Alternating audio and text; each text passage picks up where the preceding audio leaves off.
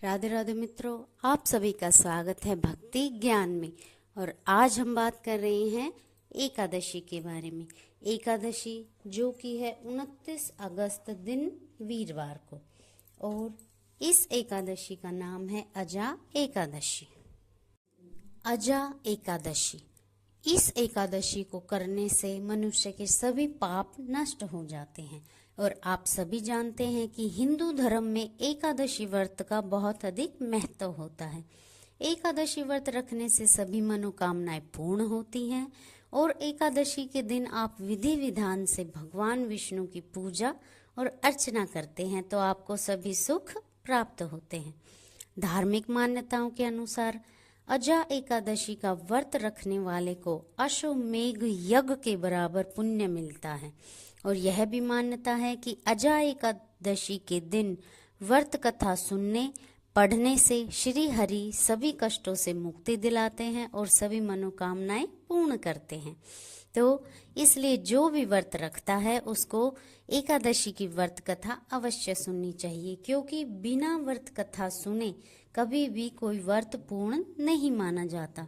इसलिए आप जब भी कोई भी व्रत करें तो कथा अवश्य सुने। तो आप इसका व्रत करेंगे वीरवार को, और आप पारण करेंगे अगले दिन शुक्रवार को, और आप 6 बजे से या 7 बजे से 9 बजे तक, मतलब इस 2 घंटे के बीच में या 3 घंटे के बीच में आप कभी भी पारण कर सकते हैं, जैसा आपको समय लगे। तो चलिए अब हम बात करते हैं महत्व की। तो एक बार अर्जुन ने कहा, हे पुंडरीकाक्ष, कि मैंने श्रावण शुक्ल पक्ष एकादशी अर्थात पुत्रदा एकादशी का विस्तार तो सुना है, और निर्जला एकादशी व्रत का भी विस्तार सुना है, और बहुत सारी ऐसी एकादशी हैं जिसका मैंने आपके मुख से वर्णन सुना है। लेकिन अब आप कृपा करके मुझे भाद्रपद माह के कृष्ण पक्ष की एकादशी के विषय में बताइए। इस एकादशी का क्या नाम है, इसके व्रत का क्या विधान है, और इस व्रत को करने से हमें क्या फल प्राप्त होता है। तो श्री कृष्ण ने कहा कि हे अर्जुन, भाद्रपद माह के कृष्ण पक्ष की एकादशी को अजा एकादशी कहते हैं, और इस व्रत को करने से सभी पाप नष्ट हो जाते हैं, और इससे करने से संसार के सभी सुख प्राप्त होते हैं। तो अब मैं आपको सुनाता हूँ अजा एकादशी व्रत कथा। श्री कृष्ण जी ये अर्जुन से कहते हैं। तो अब ध्यान पूर्वक सुनिए।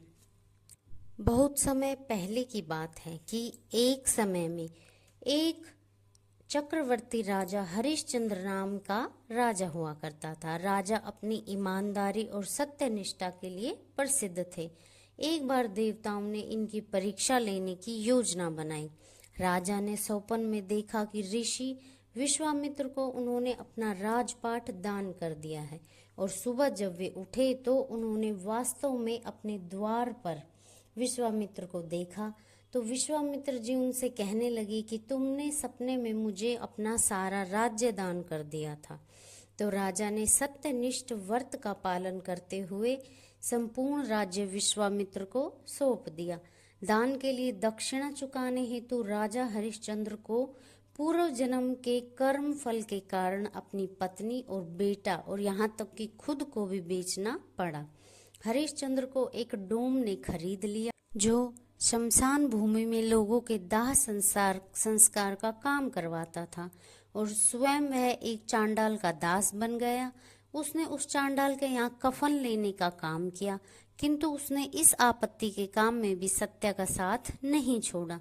इसी प्रकार उसे कई वर्ष बीत गए तो उसे अपने इस नीच कर्म पर बड़ा दुख हुआ, और वह इससे मुक्त होने का उपाय खोजने लगा। वह सदैव इसी चिंता में रहने लगा कि मैं क्या करूं, कैसे करूं, किस प्रकार इस नीच कर्म से मुक्ति पाऊं। एक बार की बात है कि वह इसी चिंता में बैठा था कि गौतम ऋषि उसके पास पहुंचे। हरिश्चंद्र ने उन्हें प्रणाम किया और अपनी दुख भरी कहानी सुनाई।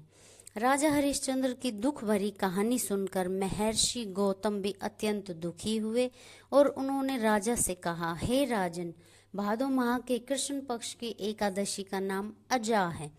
तुम उस एकादशी का विधान पूर्वक व्रत करो, रात्रि को जागरण करो तो तुम्हारे सारे पाप कट जाएंगे। महर्षि गौतम इतना कहकर आलोप हो गए। अजा नाम की एकादशी आने पर राजा हरिश्चंद्र ने महर्षि के कहे अनुसार विधि विधान से उपवास किया और रात्रि जागरण किया, और इस व्रत के प्रभाव से राजा के सभी पाप नष्ट हो गए। उस समय स्वर्ग में नगाड़े बजने लगे तथा पुष्पों की वर्षा होने लगी। उन्होंने अपने सामने ब्रह्मा, विष्णु, महेश और अन्य सभी देवताओं को देखा। उस व्रत के प्रभाव से उसने अपनी पत्नी और बेटे को भी बिल्कुल सही सलामत देखा और वह बहुत खुश हुआ। व्रत के प्रभाव से राजा को पुनः अपने राज्य की प्राप्ति हुई। वास्तव में एक ऋषि ने राजा की परीक्षा लेना चाहा था, लेकिन अजा एकादशी के व्रत के प्रभाव से ऋषि द्वारा रची गई सारी माया समाप्त हो गई और अंत में हरिश्चंद्र को अपने परिवार का साथ मिला और उन्होंने समस्त सुखों को प्राप्त किया और अंत में स्वर्गलोक को गए। हे राजन, यह सब अजा एकादशी के व्रत का प्रभाव है। तो जो मनुष्य इस उपवास को विधि पूर्वक करता है, रात्रि में जागरण करता है, उसके सभी ना पाप नष्ट हो जाते हैं और अंत में वो स्वर्ग को प्राप्त होता है। और इस कथा को सुनने मात्र से हमें बहुत सारे यज्ञों यानी अश्वमेघ यज्ञ के फलों जैसी प्राप्ति होती है। तो ये थी हमारी आज की व्रत कथा। तो आप इसे सुनिए, अपना व्रत कीजिए और हमारे चैनल को लाइक करें, शेयर करें, सब्सक्राइब करें। राधे राधे मित्रों।